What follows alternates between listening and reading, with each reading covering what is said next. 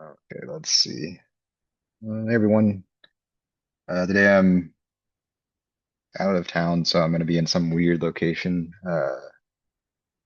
Honestly, today I think this PyHealth Casual Chat is going to be way more casual. There's going to be less of any realistic, just maybe some little updates in the newsletter that we've released. And then we'll just go from there to see whoever shows up and just have a conversation.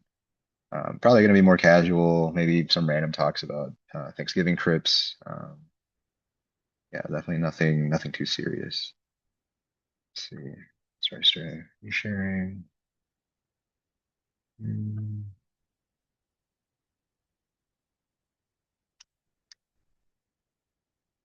Let's add some stuff. I'm working on making it deployment ready.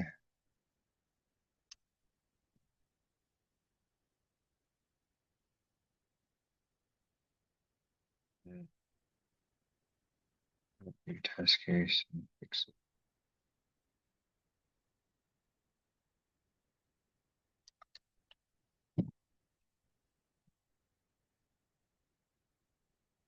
The PyHealth release will be 2.810.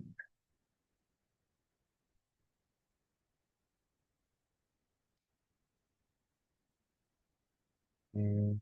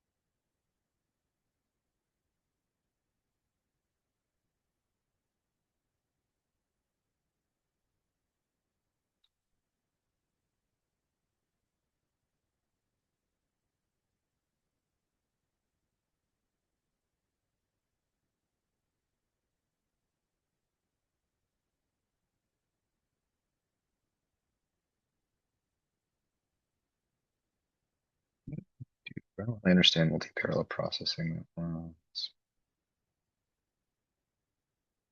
Dude, I don't want to look into this. Mm,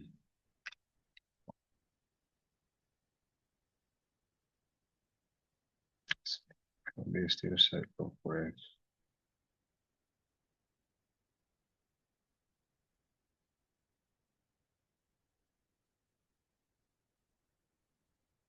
Yeah.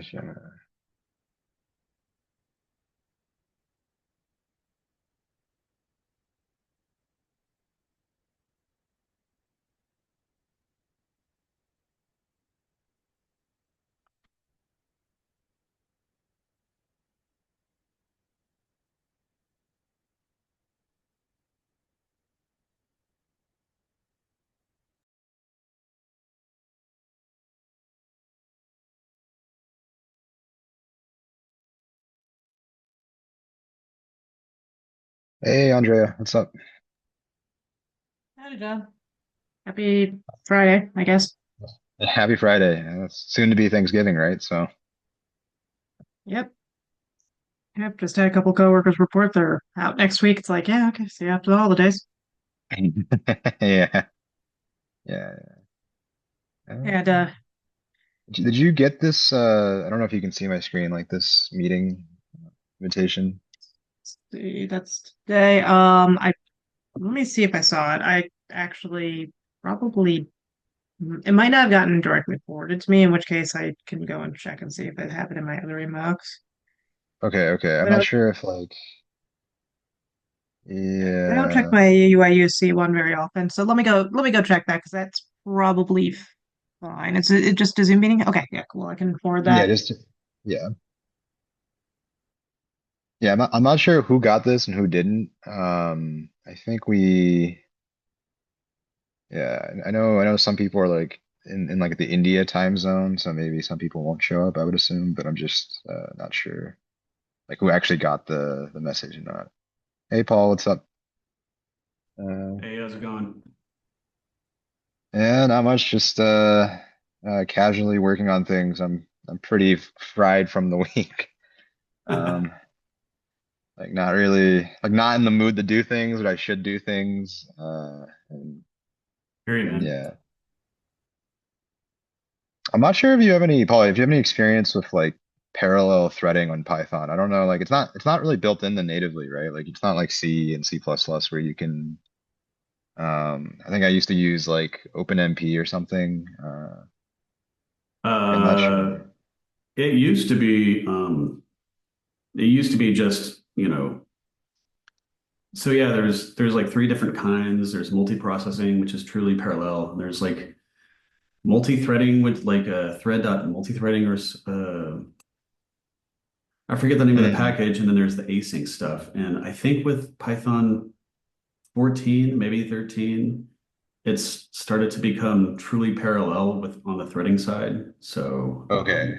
I only have experience with like multiprocessing where it uses like UPC to communicate between processes. I don't know if you ever like run into the issues where it was like I've just been playing around with this because sometimes specifically on server 3, and I guess it's just because it's really busy all the time.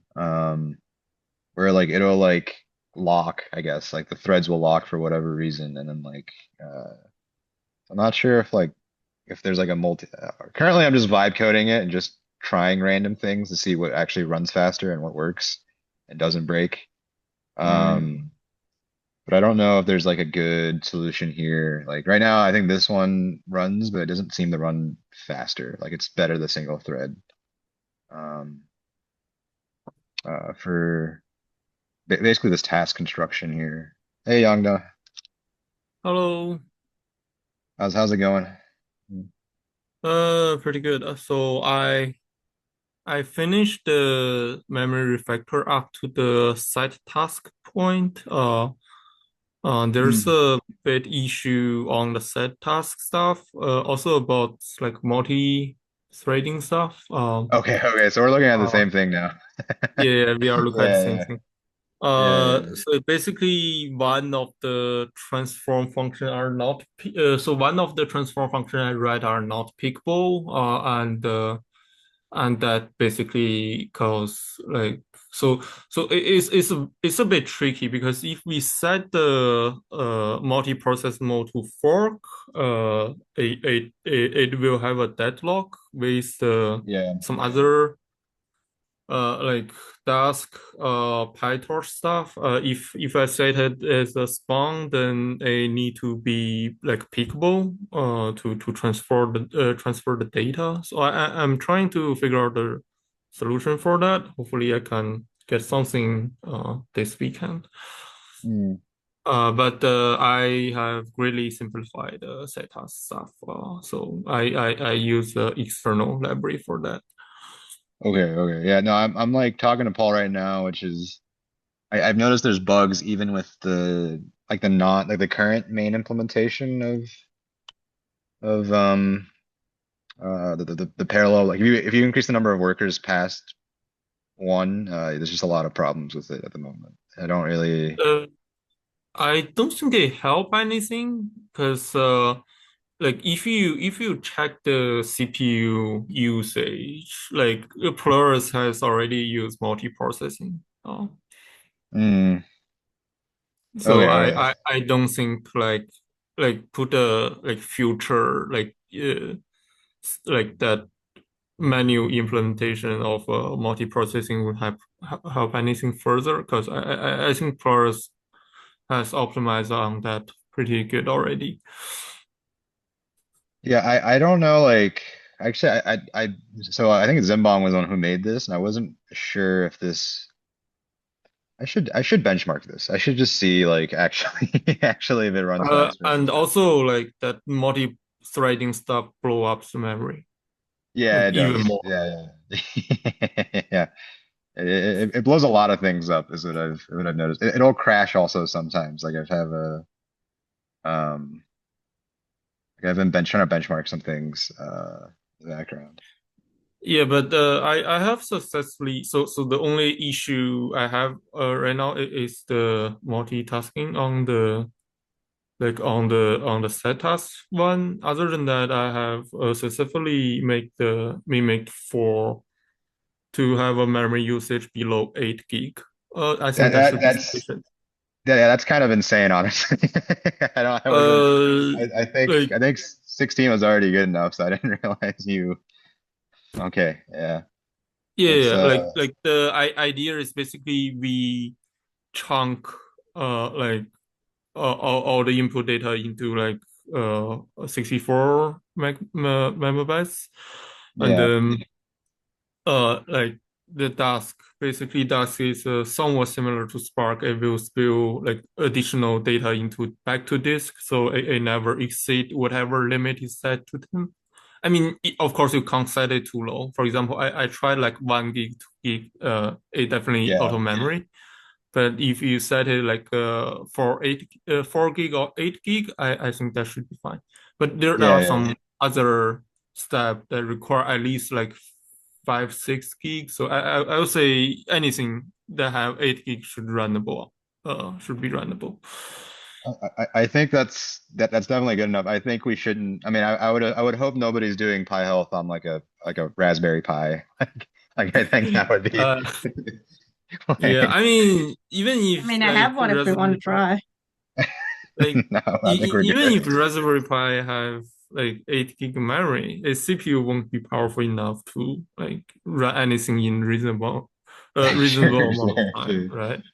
Yeah. Maybe a side project is you stack Raspberry Pis and you do your own compute A cluster. cluster, I I Yeah. see. mean, I remember reading somewhere about being able to parallelly mount Raspberry Pis together, and you could actually set up a very cheap supercomputer with it, That's But with enough of them. yeah, yeah. But I think it's more about like learning how like supercomputer communication works, because that supercomputer is like not as powerful as even a normal desktop, right? True enough. The idea would just be, oh, it's a very easy way to get a bunch of computers in parallel for on the cheap versus, say, buying a bunch of graphics cards. Sure. Yeah. Oh, I noticed a new face here. Daniel, nice to meet you. I don't know. Hey This everyone, is good to meet you all. yeah, this Yeah, is I think I saw your post, John, about the November updates, and it was my first time hearing about PyHealth, and I just saw in your November update that there was a link to the oh Zoom meeting, and yeah. yeah, I thought it's really cool what you all are working on, like being able to load the mimic data sets, like in pieces, right, and then even the stuff that you're doing with conformal prediction and uncertainty Oh, quantification. okay. I think that's pretty cool. No, that these are big developments that are like ongoing. No, that's cool. Did you see us on like LinkedIn? I don't know how you found the newsletter. Yeah, Yeah, okay. LinkedIn. Yeah, LinkedIn. Okay. And just to give a brief background on myself, so I'm an AI engineer. I've been working in the startup space for a little while, and most recently I founded a company, co-founded a company in the healthcare space. So we're Oh, doing AI for medicine, and focus specifically on admin tasks. But yeah, I was just super curious about this toolbox, right? And trying to figure out how we can best make use of it. let me know. I actually had a meeting with them yesterday with I don't know how to spell their. I keep saying BMS, but that doesn't say much. It's like this. Like a couple biopharma companies are really interested in using PyHealth right now, which is kind of cool. Nice. And a lot of it is centered around. I guess they wanted something with interpretability, so that was part of Nice. our new module that we're actively building. Thanks to Yongda and Andrea and Naveen, who I guess he's at work, but and he's like really busy right now, but very graciously are like helping me build this thing, and it's been really cool. It's been cool to see. Awesome. Um, yeah, I guess you've probably heard Yongda talking about running this with an 8 gig computer, which I think is insane. Yongda, I don't know Yeah. how you're working this magic, but that's actually kind of insane. Yeah, these benchmark numbers are from my very vibe coded, rough, broken implementation, which you can train with. You can train on like a 34 gig machine, but I guess it might be possible to run it on my workstation, my own like computer for soon. So um, yeah, it's uh, I guess you have any questions for us? I don't know. There's a lot of little things we're working on actively at the moment. Yeah, just wanted to kind of I guess say hi, figure out what you guys are like, like really focused on. Also just figuring out the best way to make use of PyHealth. Again, I literally just found out about it, so I was digging around the docs and it looks really cool. But What kind yeah. of I guess what kind of tasks are you working on? I'm curious. Like, Yeah, so automating admin tasks. So at the moment we're focused heavily on a voice agent, so being able to like answer phone calls for small practices and stuff like that. And then we want to really be a platform for practices, both primary care and specialties. And we want to be able to do a lot of administrative tasks with AI. I'm guessing there's So a lot of like NLP, like a lot of language, like Yeah, a lot documents of and stuff. language. Okay, Right, okay. right. So yeah, so imagine, just starting like simple with LLMs, right? Just Yeah, making yeah, API yeah. calls. And part of the issue there is, we want to be certain that the information we're sending back to the patient or the provider is accurate, right? And that's what caught my Oh, okay, okay. attention with the whole idea of using conformal prediction for uncertainty Hmm. quantification, right? Because I if think if you can actually, see, yeah. yeah, yeah. No, I was gonna say, sorry to interrupt. I was gonna say, Paul. I think Yeah. Paul, you have like a paper on this, right? Like you have a. I don't know, Paul, if you're still here. He's our. Yeah. He's. Oh, awesome. Paper on what exactly? Like you have a hallucination detector. Like you can detect hallucinations from LLMs, and I remember you were like talking about this a while back. Oh, no, that hasn't been submitted yet. One of the UIUC master students is I'm working on that with him right now. Okay, okay, yeah, yeah. One of the future goals right now is we have a couple like NLP-esque models here, but we're trying to showcase more examples with like how you can do this with a lot of like the clinical notes stuff, things like that. I think for conformal prediction, yeah, that's definitely we're working on doing. So right now we're doing. I guess I can go back to the newsletter. So there's a couple challenges that.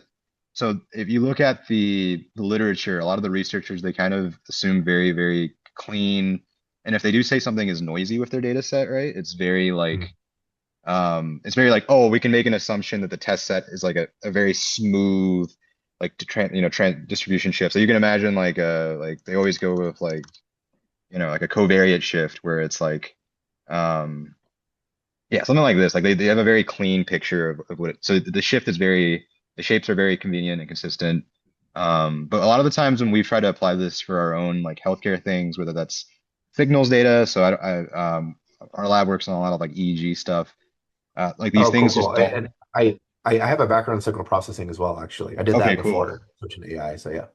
Oh, nice. Yeah, yeah, yeah. We have Jathirshan's not here. He's busy, but we have a guy that's like really gun ho about and because like a lot of the people right now they're just like doing LLMs for signals and it's very like it doesn't like you can't do the same techniques. You have to do something like Doesn't translate. Yeah, right, yeah, right. yeah. I was yeah, I was at Amazon over the summer. They were like, "Here's our Kronos 8 billion time series model." And I was like, "Guys, like you can't just." Anyways, yeah, yeah. If you're Amazon and you have billions of dollars of compute, yeah, you can go do whatever you want. It's yeah. So one of the problems here is like the patient distributions themselves are super challenging, and like it's not just that like it's a nice shift from the test distribution to the calibration of the training set. It's quite literally every patient themselves is like a mini distribution with little quirks and things you have to adjust for.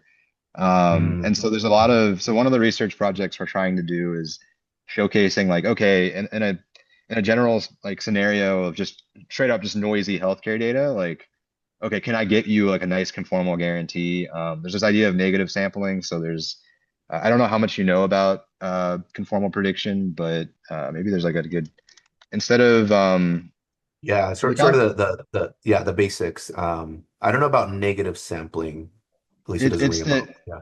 so the way they kind of like if you look at a distribution of they say there's conformity scores, these are like like model probabilities, right? And they usually Yeah. collect those of the ground truth samples. The idea here is instead of looking for the ground truth, you look for all the negative samples that you know are not the ground truth.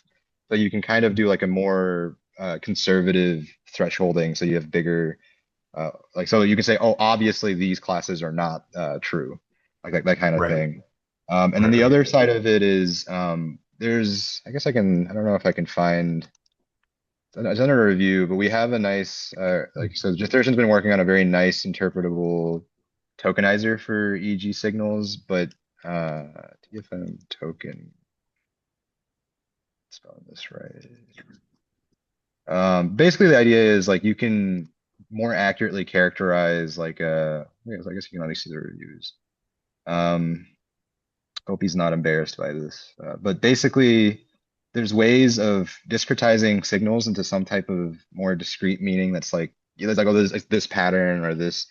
And there's other models out there that do that for more general EHR patients and stuff like that. And the idea is, ideally, you would be able to characterize this patient looks like these types of patients. They kind of fall into this cohort. Oh, hey, Andy, what's up?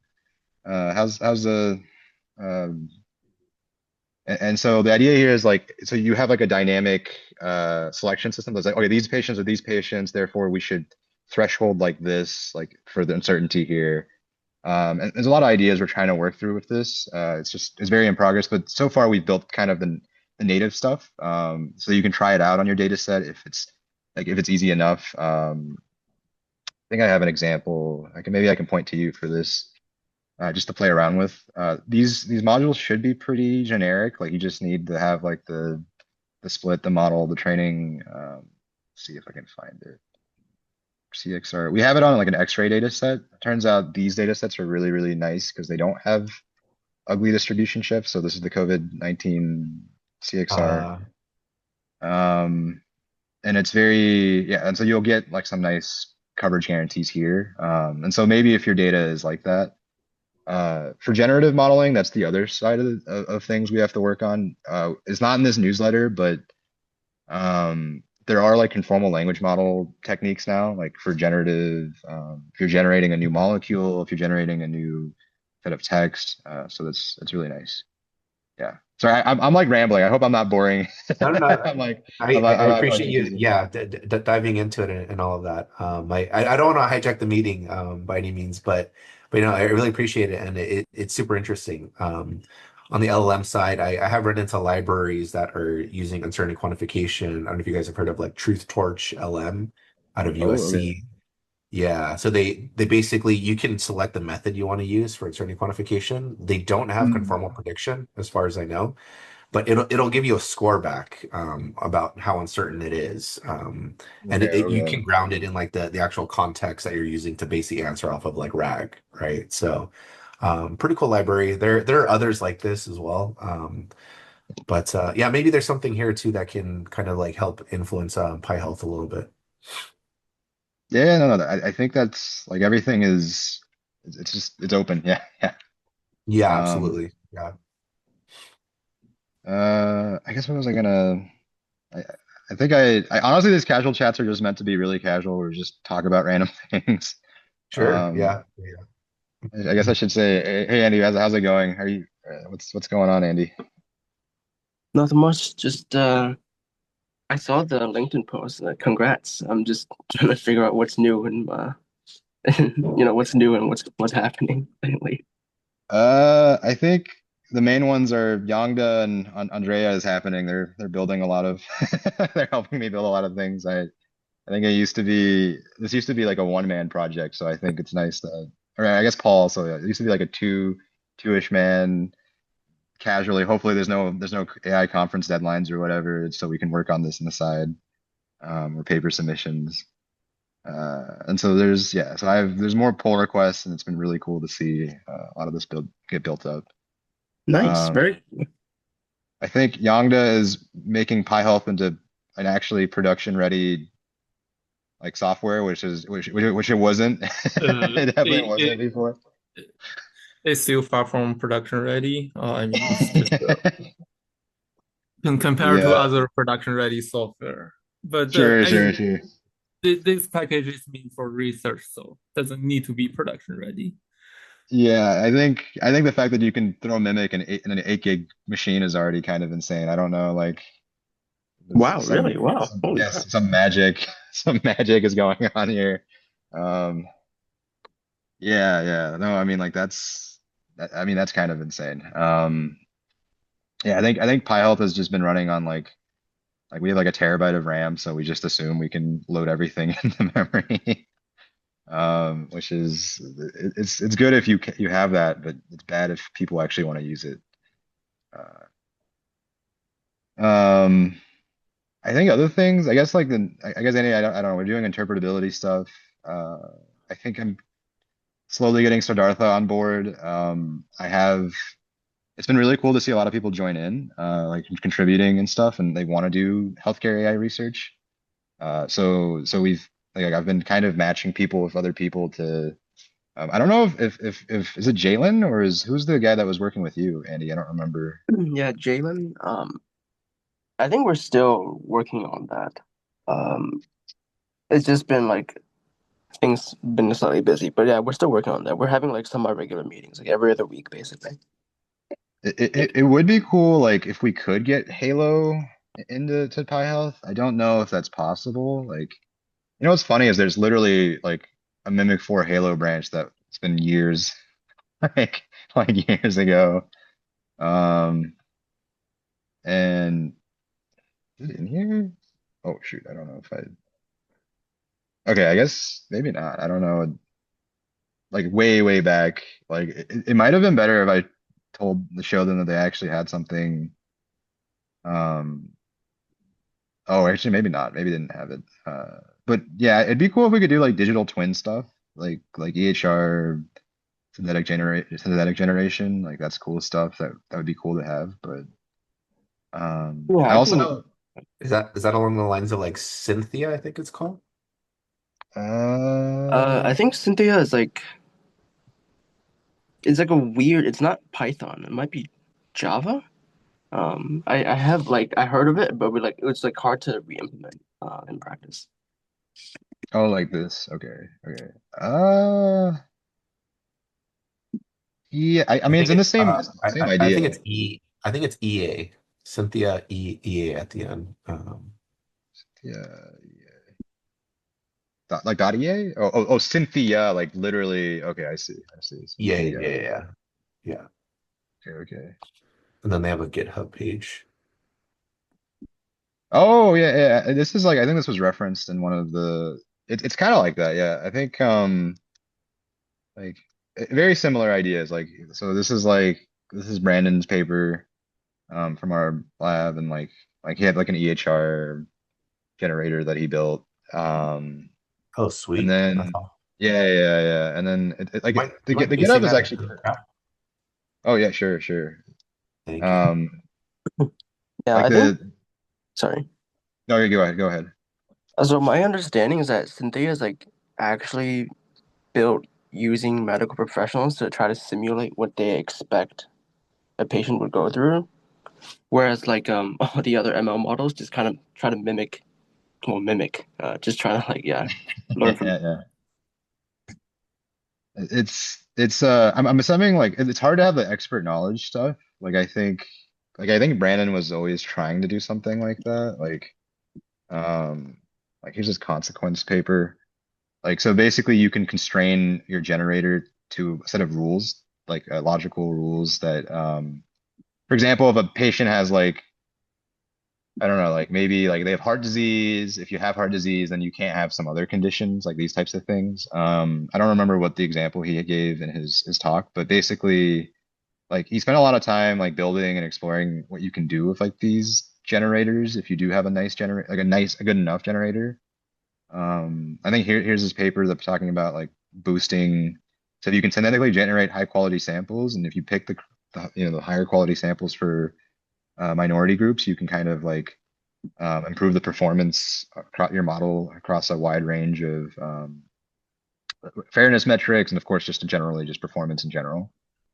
Um, Other things like yeah, like a very interesting like sequential rule-based approach where you can say, okay, I need these constraints as a generator. You're not allowed to generate these things, and you can kind of I believe this is more post hoc. I don't know if you remember this, Andy. Like you have like a rule, and then like it looks at the thing, and then like it it looks in, so basically like at the head of your model, you'll have basically a list of like probable tokens or like labels that you're going to generate. And they're all ranked in some ways. And you do some type of sampling, and then among your candidates, you can kind of pick, okay, does this follow this rule? Yes or no? And then you can filter those out, and then it'll pick the alternative, more realistic, correct ones. I And then forgot how he did this. Was it like at each step or like at each? I think so, yeah. So past history, current visit, here's the next visit, right? What does it Mhm. generate? I And see. then it just keeps it like recursively doing that as you would append the history. Do you remember what Um, the architecture for this was? I think it's literally it looks like it's just like a rule. I don't actually know. I don't know what he built here, like exactly what he built with the I don't know what the actual filtering model is. I know he's just using Halo here, like the generation model is Halo. Hmm. Yeah. That's just what he has like readily available. And like he has like I don't know, yeah, they have something like a rule neuron. I don't actually know if this is, I think it's just like a linear model that like kind of has a bunch of rules. I don't actually know what the like how he turns a discrete space of specific rules into something that you can like sample and make sure you're not, because you can imagine if you have a very generic rule-based approach where you just have like an if else statement, right? You can get very like the same looking visits, but when you're generating, you want to make sure you have a diverse set of samples, right? You don't want it to be, oh, it looks like this and this forever, basic. Like this specific because these rules look like this. Um, I and so he forgot has, how he like parallelized the rules. Yeah, exactly. He yeah, I don't does it know. somehow. It's in this paper that I Mm. definitely should have paid more attention to in his presentation. But it's really cool how he does this. And like the funny thing is, like I'm pretty sure this also applies to like large language models because the Halo model is an autoregressive. So instead of generating like text tokens, it just generates like ICD code tokens, like these. Um, Oh, interesting. yeah, I yeah. do. I So it's wonder if you like can just do It's something generating exactly ice. like. Sorry. Oh, no, I had a question there. It's generating ICD codes, but what is it generating them for? Like, uh, what so would you use it for? so So in this case, like it's just like generating a patient visit, like a sequence of patient visits. And each visit, you can imagine there's a set of ICD codes that represent what treatments they got, what procedures, what diseases and conditions they might have been diagnosed with at that point in time.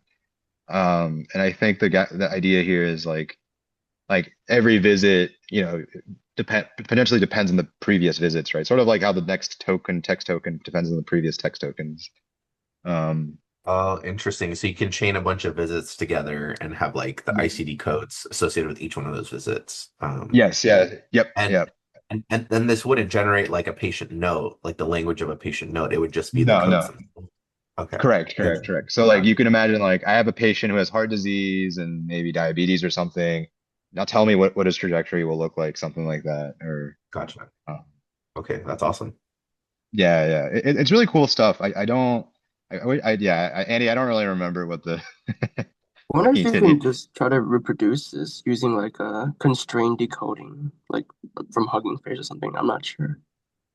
That's an interesting point. I know the I think like they can go, I don't know if it was like EHR Mamba or something. There was like a I can't remember. They sent me something a while back. Uh, I should have code aggregation. I don't have this thing, but basically there was a group um that was investigating. I don't know if this group is this might be the same group. Teleport. Um, they had like a paper that came out about EHR shot and how like who's the group that did this? I remember there's a specific name. I remember there's a name. Sorry guys, I think okay. The Shaw group. So their lab had a paper about how longitudinal nature of electronic health records.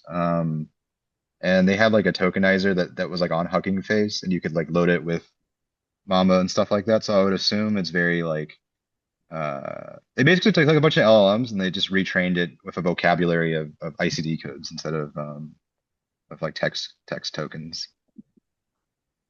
Interesting. That's earshot, or like that's the model they trained, or Yeah, so they have their own like Stanford health like hospital data set that we also support, which one of the things that the BMS folks are really interested in was like could we replicate a bunch of their results and then like compare it against the traditional like healthcare models here. Um, because they were really curious. And so like yeah, we have EHR shot. Let's see, is right. At some point I'm gonna have to like update the documentation to be less like ugly. This EHR foundation model.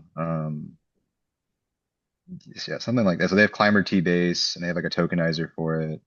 And I can't. I I'm gonna keep think I have looking for access. this. I think I have access to this. I requested it at some point.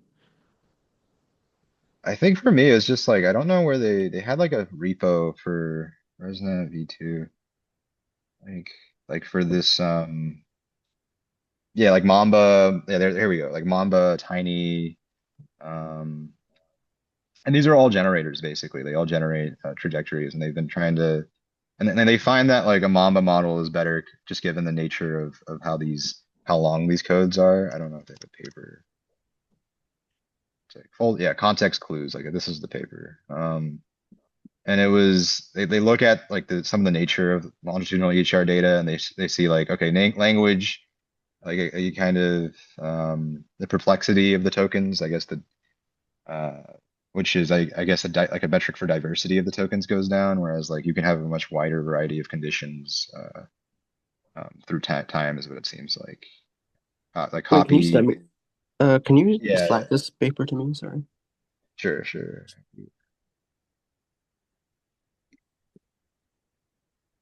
yeah So to me, it seems like a model like this would learn sort of like what clusters of ICD-10 codes are related to one another and how those evolve over time, right, over a series. hmm One of the interesting tasks that we've been thinking about and we see in industry is classifying ICD-10 codes based off of a note or a patient chart, yeah right? yeah Is that something that you guys are familiar with? Like, yeah would I you happen used to know to like the latest and Knowingly greatest familiar. for that?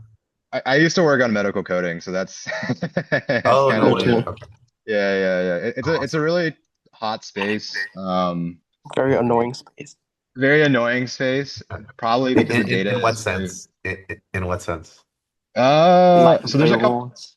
yeah let me talk about so if we talk about the mimic data set specifically that everyone benchmarks off of right Yeah. there was this paper that came out and what you'll find is let's go to the table what you'll find is essentially like they're missing like so given a note on average what percentage of the codes that you're actually given a note given some codes what percentage of those codes don't actually have a piece of text like that accompanies the evidence for that specific code and then they find like 50% of the codes are like missing some level of like text that you would normally hope to have to justify that code and as well as like to make the Oh, prediction really? easy for your models and Yeah. so it was funny as like LLMs are poor medical coders. It's like, yeah, because your benchmark is your benchmark is broken. Yeah, they do this Uh, thing, right? They do this thing and they're like, yeah. Okay, fair enough. And then what people have also found is so assuming you do make the codes and the labels. So this is Hanyan, this is the wrong Hanyan. This Hanyan, give me do you have it's Hanyan Wong, Mayo Clinic. So we have a PhD student in our lab who's also a full-time physician. Andy and I like admire him so much. I don't know how he has time to raise a family and also do AI research and also be a doctor, but wow. I, you can Amazing. we can feel bad about ourselves later. Like in terms of but basically what he finds is like for this coding task, so in order to correctly train a model to be able to do any type of coding, right? You need to give it some type of knowledge transfer. The big models themselves that are out right now can't really do like they don't have the I don't know how to describe it. Like in a mechanistic sense, they don't have like the internal circuitry and knowledge to be able to map certain medical concepts to certain codes and things like that. Honestly, the thing is, maybe with the like probably GPT and Gemini do know how to do this. It's just that it's such a specific task with such long tailed like you have like thousands of these codes, right? Like what, Right. 10,000 I think was like ICD 10, and then Yeah. Yeah, yeah. you have to More, like I think. Yeah, I think it's more now. It's like yeah, 110,000 in ICD-10 or something. Like it's a Jesus. massive cycle space. It's also the granularity, Andy. Like it's the Yeah, fact that exactly. you might have like 10 codes and they're all referring to some type of heart disease, but it's different contexts and different conditions. Um, and so like the model itself What? won't be smart enough to pick out which one. Uh, Right. It's just too many. Now, I do wonder, at least for specialties, right? Like, is there some sort of clustering going on where if there's one code, there's likely to be like another adjacent code around Definitely. that area, right? If it's about the heart, right, then it's like you limit your Mhm. subset like tremendously, right? Or if it's about the kidneys, you're looking at a different subset, kind of a thing. Well, yeah, Um, yeah, Yeah, totally. Yeah. the like you challenge here filter is filter first and then go. Yeah. I agree, except the ICD ontology, like we can take a look at this. This is actually a good, this is something I was talking to, there's a guy whose company does a bunch of medical coding and he finds that like, as it turns out, you can just train a BERT model and it'll be as good as your expensive LLMs. This guy, Oh, really? this guy's research, he used to do a lot of like medical coding stuff. And he's recently moved towards interpretability. Like, so yeah, code like humans, MLT, they did something with that just to see what what actually what it would look like on a clean set. Interesting. Um, and then he had some like unsupervised approach that he was working on. And what we find is like there's a problem of ICD-10 ontology. I don't know if I can find a good diagram of it. It looks something like, let's see if this looks correct. This is not it. ICD. So a lot of people have tried doing something with ICD-10 ontology, and it looks something like this, right? And it's not like the way they section it is not always like a clean, okay, this is for this organ system, this is for this specific type of Oh, conditions.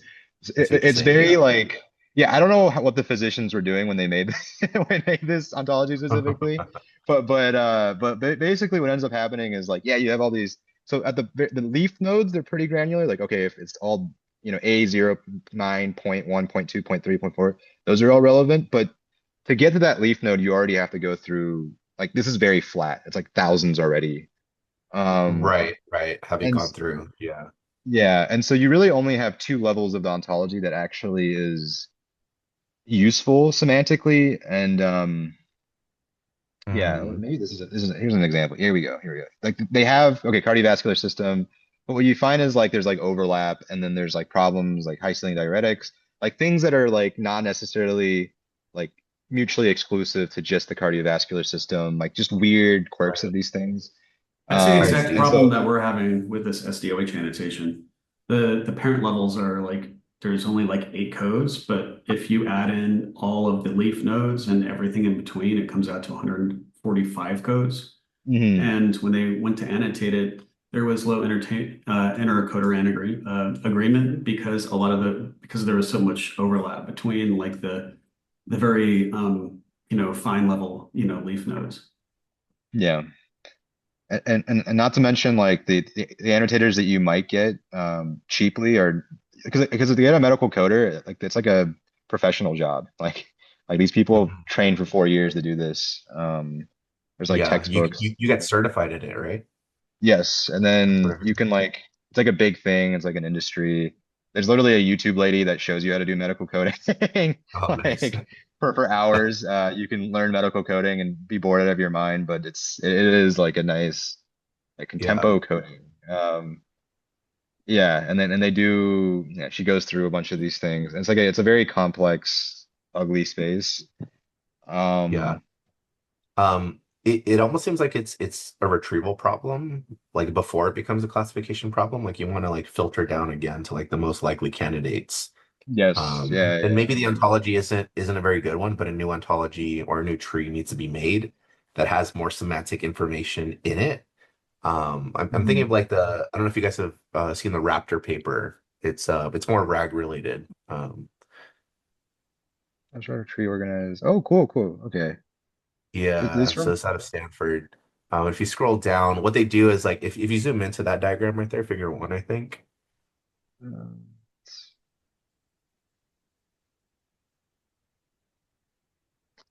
Yeah, formation. so what they do is they take like the raw chunks, right? And I can't remember if they're the roots. I think they're the roots. And then what they would do is they would use an LLM to kind of like summarize a group of these chunks, right? And then that becomes one layer above it, right? So it's an abstraction. And then what they do is they summarize those groups again to get like a top level root layer, right? And so now when you're doing retrieval, what happens is you might get hits on like very specific information that you originally had, which is at the bottom of the tree, or you might get hits on like the very general, the summarization of it, right? And if you get the summarized version of it, what you can do is kind of traverse down the nodes until you find what you're really looking for, Hmm. right? So it kind of helps to like break things out, right, into like a layer of hierarchy, right? So in this sense, it would kind of be like, oh yeah, like I'm looking for things about the heart, and Hmm. specifically with the heart, it would be like electrical signal issues or something, right? And now maybe, you could get back just that chunk, right? Or that like that root node that is related to that specifically, and then you can look underneath it for the more granular details that you want. Hmm. Something like that. I, Right? I Like think there's why also stick to the original ontology if if one could make a better ontology that's more easily searchable, right, for a given task. it reminds me of like the old like people were trying to do some type of contrastive learning framework for ICD. Okay, I don't know if I have the PDF access here. Oh, Um like yeah, Choi? oh, you mean Edward Choi? Maybe Edward Choi. Are you talking about like Graham? Oh, I don't remember. There's like there's a lot. So I guess before LLMs, because I think LLMs are really good at like augmenting these ontologies and making it like more logically sound. There's a lot of, I don't know if this is the right one. There was like uh hierarchical on pre-training on multimodal electronic health records. Basically there was a bunch of papers that were like trying to do like back in the early day when contrastive learning was really popular. Um I guess early, not that early. I guess technically it's only been a couple of years, but let's see. Talking about Graham? Is that what it's called? Graham Choi. Does he do contrastive learning and medical? This was contrastive, I think. Or maybe this was just attention. Sorry. Not sure. I don't know if he does. Okay, maybe not. I just remember reading it for medical coding specifically. They were trying to do like some type of contrastive learning where you basically say like these codes are most similar to these. So let's train an embedding that like um distinguishes amongst these codes. And I'm trying to look for if there's like a good paper. Maybe I can log in and see this institution options. Um, I'm pretty sure UIUC has like an IEEE thing. Hmm. I wonder if I lose UIUC library access after if I register for 0 credits. I think you no, you still keep it because you're still a student technically. Like you're still part of the You'll have to pay university fees system. if you do that though. Oh, You have to what? If you register for 0 credits, then you have to pay fees. It's only like library fees or something, right? Like a couple hundred. I don't know. It's like, for UIC, it's you know, like over $1,000. that's a Or lot. insurance or No, that's without insurance. oh wow. I would imagine it's even more for U of I or Champaign-Urbana, right? Where is the same the ones there? The similar scores between IC codes. What is I have no idea. high I quality thought performance? Trisha said it was only a few hundred or a couple hundred over the summer. Remember? I mean, it's to be fair, we already pay like $500 every every semester, I think, right? So uh, yeah, they do some type of contrastive. They do like a native sampling approach. They say like these codes are going to be different than this code, so let's train embeddings Mm. for this. and then Oh, right, they, right. Just push them farther away in embedding space. yeah. Because Yeah, the label space is so massive that there's definitely more codes that are different than similar. right. And then they do okay. They have this table is so pixelated. Why did they? Okay, all right. Well, all right. Not all papers are made the same, I guess. Yeah, so they do some, and then they learn a representation. I guess this with like a bi-LCM here, some tension, and then and then when they usually what ends up happening is when you benchmark, they do like a subset of really common codes. Like they'll never do the full set, even though that's what you want, because the data sets are just like not good enough for this. And then Mm. yeah, and so they do a bunch of things, um, and I think like I guess we can go to this paper because this is the paper that I used to always like work on. When I was doing medical coding. I was doing interpretability for medical coding, and that was an interesting space for a little bit. Um, Basically, I think if we just go like, so there's like context and do some tuning, and your performance as your documents because these notes can get really long. Um, and where's the thing with the code? Code. Beautiful paper. A lot of graphs. I like it. Yeah, yeah. So basically, like a bunch of the examples, like codes, you just don't have data for. Is what ends up happening. Mm. You have Interesting. like maybe one sample. Is like is what it looks like. And so for obviously Is for that the something top that can 50, be, is that yeah. something Sorry, go that can ahead. be boosted with synthetic data, or is it like like niche thing in the medical domain that no one really knows how to properly understand the medical details that would result in that code, I guess. The problem is like train a synthetic generator. You need examples of these codes anyways. You know, if you don't have the example and the Actually, text, it's I feel like it might be practical to just drop them, right? Like, because no humans use them. So, like, what's the point in learning? Right. well, Yeah, well, exactly. well, well, I mean, you want to be comprehensive, right? And it's not like these aren't. I mean, these might be rare diseases. These might be like it's Got it. um yeah. And the thing is, it's not just like what about the ones that only have like five examples, right? Like that's still a hard problem for your deep learning model. Yeah. Like you're still not gonna and you can't train a generator with only five examples. It just doesn't. Because if you could do that, then maybe we have AGI, right? So, you give it, hey, show me how to do this, three examples. All right, cool. My job's done. But if Um, you if you took those examples and maybe you took the description of what that code is meant to be catching, and then you looked across like a bunch of textbooks and research papers about that specific disease or diagnosis, couldn't you then maybe ask an LLM to generate like issues or patient cases that are kind of like grounded in that medical mm, knowledge? You know what I mean? That should result in that code. Uh, it's hard because, I mean, I would be interested in this too if you could do some knowledge augmentations like for an LLM. But one of the things that's also interesting is like physicians will write notes very differently. And so just picking it up with your like the alignment is very challenging, and there's also abbreviations that change hospital to hospital. And so just because you might be able to solve like if you do like a reverse review where you say, okay, just look at this note and these codes, like the doctor might say, this is pretty good, like I'm actually pretty happy with this. But then you Mhm. deploy it out in the real system and you find out like every physician does their own thing a little bit differently with a bit of noise. The abbreviations might not be standardized. Like it's just a really, really hard problem. Yeah. And not to mention, I don't know what, like how, like where do you even mine like the knowledge-based examples from? Like outside of just like, can we hire an army of doctors? Like Right. here's Right. a hypothetical situation. Write this note for me, please. Yeah. Yeah. I feel like you could Like probably speed this up, like with some, I don't know, GPT, Gemini generated like draft, no, and then ask doctors just pick and choose, like whichever one would be the most realistic. But I don't know. yeah, it would be cool if it was possible, but I don't know if this is like I mean, there's Agnostic to that, right? So it's mm, not overfitting to like just a certain doctor. Yeah. And for that reason, maybe you want to have data augmentations that like reword certain notes in the style of a different physician or something like that, right?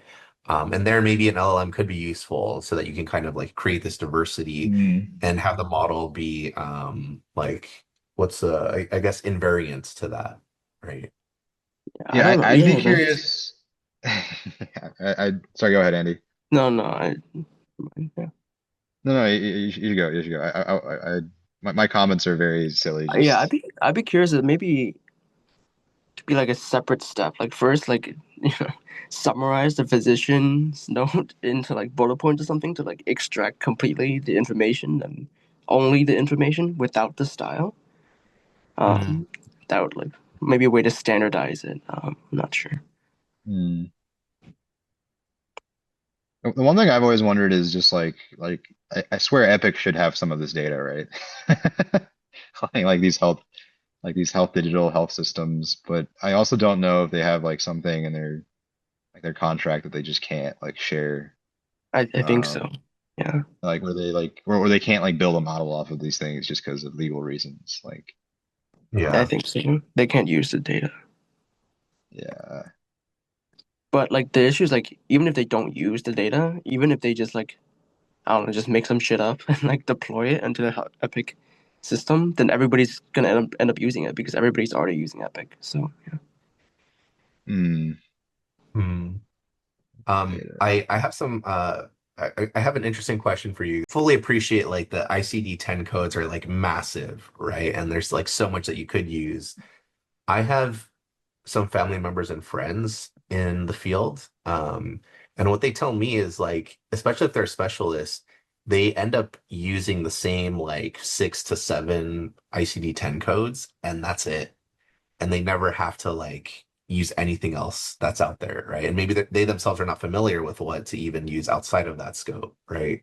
Hmm. So I guess given that that is like, if that's true in industry, um, like what is I guess I'm just curious in your guys' response, right? Like, is that like, are they missing out in terms of ICD-10 codes that might be able to generate more revenue, right? Because they're only sticking to what they know and they're not like branching out, or is it? I don't know. It's just It interesting. feels it feels very much like in the vein of like there's just a bunch of studies out there. It was like if you have a human and you compare them against the AI, right? Like the AI will usually lose, but if you put the human and the AI together, like they'll do a lot better in a lot of different ways. Like you have like he's able to go faster, he has more accurate like annotations or transcriptions, things like that. Right. Um, and I think for me it's like there's like for sure a lot of human error and things you just don't know. Like nobody's perfect. Like nobody the healthcare system for sure has Right. a lot of errors being made. You just hopefully don't see it and hopefully it's not you that's the one that gets affected. Um, Yeah.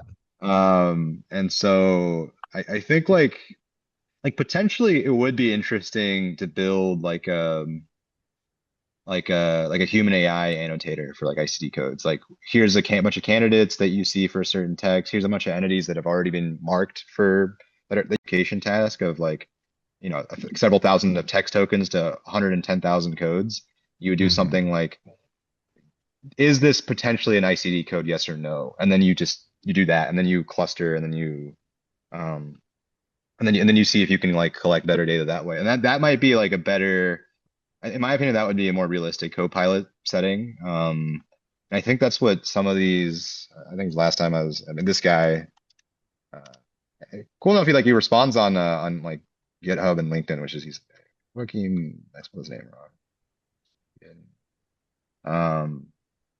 But yeah, he does a lot of this stuff. And I think that's kind of the setup that they have with his company. Check out my blog. Okay, never mind. And like they build these, yeah, so they build a lot of these systems where it's like not about like because they know themselves they're never going to get like 100% accuracy, the accuracy required to have like a truly automated system. So they build a lot of like I guess they won't really show it here, but like they'll like a lot of it's just like here's the text. I guess maybe similar to what your startup does. I don't know if that's true or not. I guess they have an audio thing like addiction. It looks a bit different, I think. Hmm. Yeah. Automated This is coding like building agent. apps. Yeah, yeah, yeah. Hmm. Interesting. Yeah, I think it's unfortunately on the research side of things, all we can do is just make it easier to like the meta side of things, like you make it easier to build and experiment with things. That I think that's the goal of PyHealth, which is just okay, I have some idea. I don't want to spend like a month learning a repo and like trying to like wrangle with the dependencies. Now we Hmm. just have like one nice toolkit that you can kind of do a bunch of different things with. Um, for example, I think I guess we didn't really write anything about this in the newsletter, but like one of the ideas is like you could totally see um, a connection between I have a bit of interpretability, so I can visualize and highlight, what's really important for the model prediction, on top of like some type of conformal prediction framework where it's like, okay, here's the prediction set. Show me the explanations for each of these diseases, right? Why do you think that is? And then you can kind of build smarter, more interesting systems like that. Um, I think there's a lot of like different directions you could take this, but these like in the research side of things, that's what makes it really interesting to me. Like you could have more robust and like but it's very difficult to align all of these different research areas together. Um Especially like interpretability, I think is like a very hand wavy, like here's some highlights on my thing, and I don't actually know if it's actually really faithful, and maybe it is faithful, but there's multiple plausible explanations. It could be something. You can imagine the adversary. I guess like if you, I don't know what ML courses still teach today, but like I think one of the first ML courses I took was like, here's like an image of a panda, right? Here's this very much looks like the same image of panda, but they predict very different things. And so it's very like, yeah, like it's, um, and it happens in medical coding. So I think supervised approach to And coding. I do have to drop right now, but Yeah, first of all, thank you guys so much for for answering my questions and all of that, and speaking to like the uncertainty quantification side and ICD-10 codes. I'm just wondering like how like if I want to get involved and help out in building PyHealth, like what's a good place to start for that? yeah, we have a couple ways. Like we have a bounty system. I'm also like we're always open. So this is just for modernizing a lot of the old healthcare models that broke because we had so much technical debt earlier. Yeah. Um, I think if you just want something implemented in PyHealth, like I just reach out. We can figure out something that'll be nice. And maybe we can work together on this. Yeah. And Yeah. if you, Really cool. yeah, yeah, and yeah, no, that's awesome. It's awesome that you're interested. Yeah. Um, Yeah, no, for sure. Would love to continue, right? So is there like a community I should join? You guys have a yeah, Slack or we're something? we're we're we're on Discord? Discord because Slack costs Discord? money to add people. Right. Right, right. Yeah. But so we're on Discord. Yeah, feel free to reach out to any of the like Andrea, Yagda, like these guys are awesome. They're very active in doing things. Um, I think Andy, you're also on the Discord, right? Same with Paul. So like everybody's on this Discord, and we're building some things. Yeah, yeah, Okay, very cool. I'll probably send some invites out on LinkedIn as well, if you guys don't mind. But yeah, I'll definitely join the Discord too. yeah. Go for it, dude. I'm happy to see more like different faces. Yeah, yeah, Yeah, yeah, yeah. Okay, thanks so much, everyone. Appreciate it. yeah. Yeah. Yeah, see you. Take care. See you later. And may I ask a question regarding the interoperability one? Oh yes, yeah. Go for it.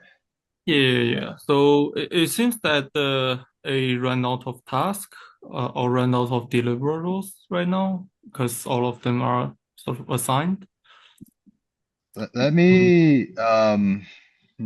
One of the things I need to do. This is on me, which is like if you're willing, if you're really interested in doing this, one of the things was just like I don't know if I can.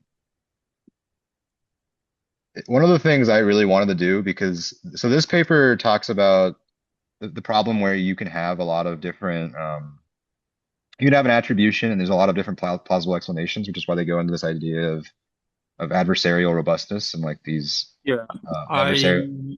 I had a brief look on this paper. If I understand correctly, it relies on attention, which Yes. StageNet does not have. Yeah, so the next step would be really interesting to do is we could build like an attention stage net, which I guess it depends on which layer we put it at. Because you can imagine actually um a lot of the old models, what they used to do is what they would do is that they would have like an RNN layer. So this is the stage net layer, right? So stage net is this is Yeah. not the model. It's like it's basically an RNN with like a time feature. Yeah. Um and The then you have like an attention mechanism right afterwards, and you just say, okay, yeah, this yeah. is yeah, yeah. But the Uh, RNN's attention are not self-attention, right? Like they behave quite differently. we it doesn't have to be if that makes any sense. We could do self-attention here. Because they're still basically tokens. Like it's just RNN transformed Yeah. tokens. Yeah, yeah. Uh, and I think that's like we don't have to follow the exact convention. Like I think retain does its own funky attention thing that they do here.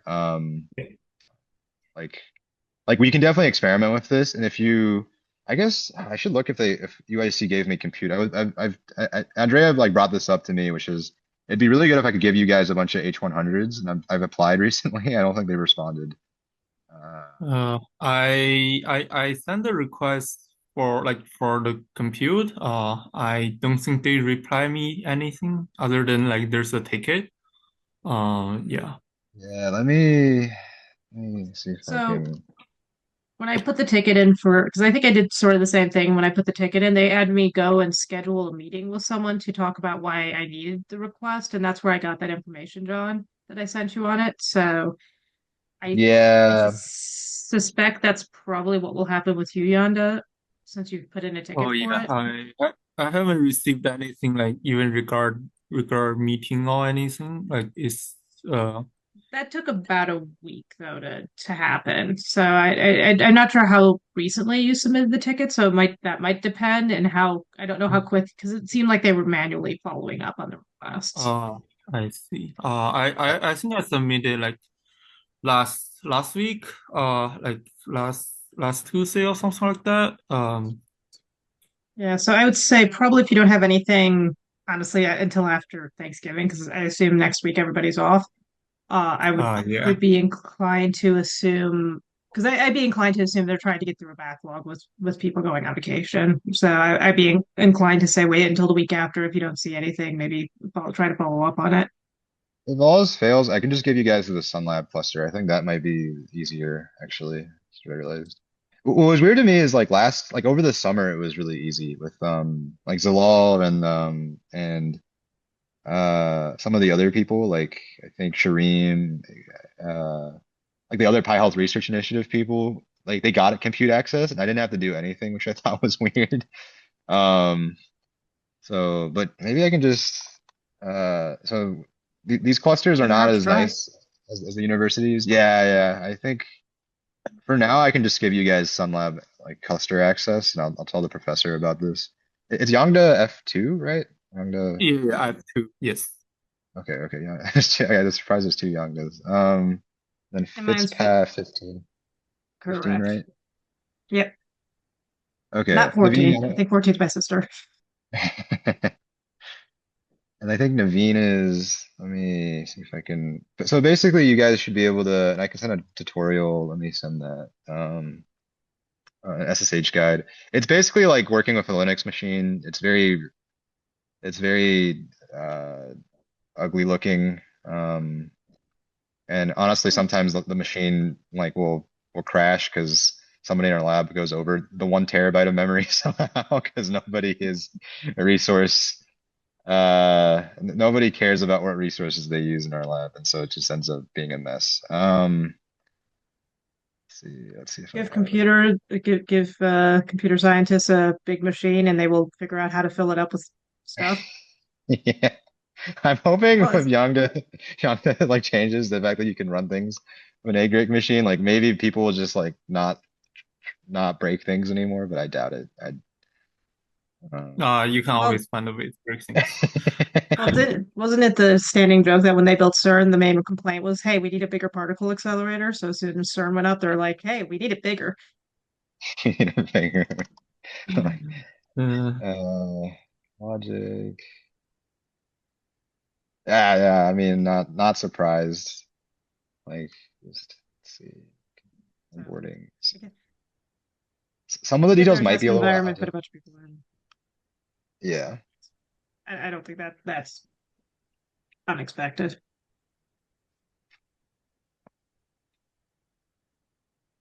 Yeah, yeah. I mean, it'd be nice. It'd be nice if we could be, we do have A6000s, so these are 48 gig cards.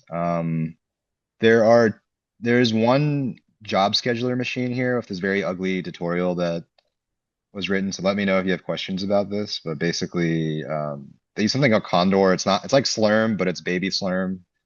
Um, because the university doesn't want to like they're like, oh, you don't need Slurm. It's like, okay, we'll go with this. I And those should have like A100s, so that'd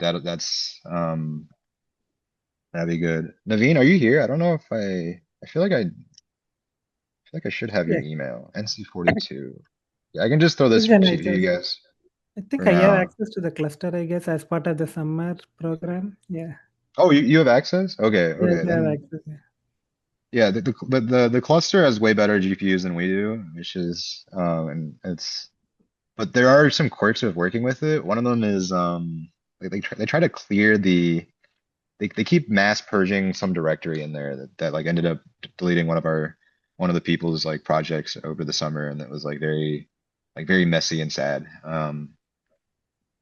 Uh but the good part is Mimic should already be on some of the clusters here, so it's like I think if you look at some of the examples, like you'll see my pathing to it. Like they're like located somewhere here. So the good part is you guys should be able to work with Mimic 4 directly. Um yeah, yeah. Hopefully this will like at least mitigate some of the problems. Um it is conference season, so people are always like running like GPUs. I guess it slowly went down a little bit, so it's a good sign.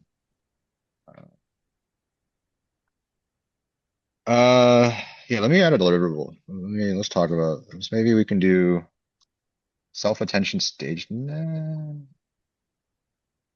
There is a problem of self-attention, which is the quadratic nature of these attention matrices. It And shouldn't be too bad, Nathan. I mean, how long the sequence should we anticipate? actually, that's a fair point. It's probably less than text, actually. Um, Cause I've done like in company I've done like 30K okay, token okay, length, and like it's not a big deal for more than GPU, but more than I mean L4TS. okay, Uh, okay. yeah, so I mean I think anything like larger than that should be okay for like a um like 50K each token, something like that. Because PyTorch is really have really good optimization on the attention. Mm, It's called a flash attention. I mean that's the big thing right now, right? So they put a I, lot of I, effort on optimizing that. I hope we don't have to implement flash attention, No, we but don't. yeah, yeah, yeah. I think our token lengths maybe like 200 is it's like 200 visits, right? So you can imagine that's like not or 200 200 is QR nothing. codes. Yeah, Yeah, yeah, yeah. So yeah. hopefully, It's just um, I think we need to keep up with the PyTorch version. They have lots of optimization in newer versions. So let's look at some PyTorch.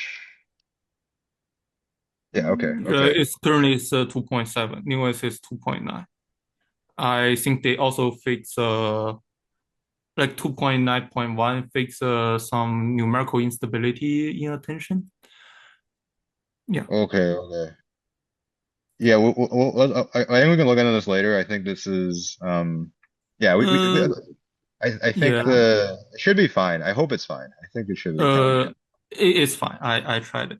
nothing breaks. Other than we need to update a field dependency in Tomo. But I think ideally we probably want to just keep up the version. Yeah, yeah. Okay, that's good to know. I think it should be, yeah, I will say doing it in PyHealth should be pretty straightforward with the just like having an attention. We have like multi-head attention already Oh implemented. yeah, and also like we are using our own multi-head attention, which We is can use the torch. Actually, it's not a bad idea to use the torch implementation. I think that's also fine. Torch attention. Like, MHA is called multi-head attention. uh, hope they have. They Yeah, should have like their own like. Yeah. so their MHA have like some optimized paths. If you look at the source code, there's an optimized path, like optimized kernel for NVIDIA GPU specifically. Okay. Yeah, we can for I think for if you want to use like the native like I guess almost very much educational transformer model here, we can. But I think for here this is also fine. I think because like they do document it's like very similar like the inputs like you have the embedding Yeah, dimension. yeah, Um, I think it should be very, very similar in terms of the interface. In terms of the yeah, internal implementation, I think this is way faster, because magic happens inside it. I think the one downside is it might be. I don't know if it actually it might be. I don't. It might be easy to register the hooks here actually too. I think this might be. To get like the attention scores. Let's see the attention score. Uh, uh, so for MHA, always return the attention score. So And then, if we use like a transformer encoder, it does not. But so one way we can do that is we can inherit the class and just use this like mean logic and then register hook whenever we need to. mhm. That's also how I do some magic on transformer stuff to scale some of the like Yeah, yeah. QA stuff. Yeah. I think it's doable. It's just personally my understanding is this is way faster and way memory efficient than our like Okay, main okay. implementation. Yeah. Though there's a concern that if we use this, then like we probably won't touch internal and like then like less thing can be modified. Hmm. I would say just I mean we can play around with this. I think this should be pretty like easy to drag and drop and just run. Yeah. Yeah, let's see. Let's see. If this is really faster, then this would be I would more prefer like the more efficient solution. But it is very convenient to be able to mess around with these things. Yeah, makes sense. I think I also need to drop. I have a Yeah, meeting yeah, at yeah, sure. 30 with the professor. Yeah, There we was yeah, you guys should take a break. It's been an hour and a half. Yeah, thanks for Yeah. coming, guys. Yeah. just as an FYI, I don't think I got the invite for the other meeting. Oh, let me send it to you, Andrea. Yep. See you, Yongda. I'll see you. Yeah. Bye. Let's see. I mean, you can probably just, if you want to just link it to me in Teams, that would work. Or sorry, in uh Discord. Is there a way like I can probably send you the Zoom link maybe? I don't know if that's good enough. I mean, that should be good enough, actually. Okay, let's. Oh, okay, that's not the right link. Sorry, this is Bridge. Um, or maybe I could forward this event. It says that you were invited, Fitzpa 15. Let me just send that. Let Let me me, see if I can. I can try one more time because I just didn't see it in my inbox. I'm looking right now. Maybe it didn't. Okay. Try this link. I don't know. It should take you to like some my advisor's Zoom. I Okay. think this should be the Zoom link. Yeah. Let me Wait. check that this is the correct. Yeah, okay, that's the correct Zoom link. Okay, then that should work fine. And that's at Okay. you said 1:30? Yeah, I think this is in 15 minutes, unfortunately. Okay, I'm gonna go take a break Yeah, and I'll see you in a bit. yeah, thanks. See ya.